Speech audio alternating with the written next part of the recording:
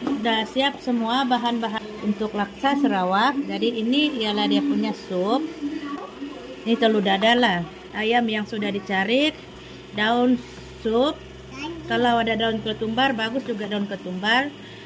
Ini limau kasturi, udang, mie dengan sambal lacan. Jadi jom kita mulai masukkan dalam pinggan.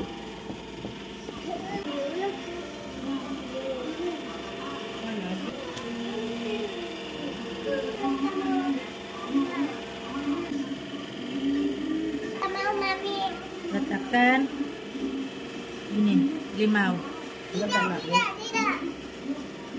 sambal belacan. Kamu punya yang lengkap nih. Kami punya yang lengkap. Lepas itu kita isi sup. Jadi jom menjamu selera.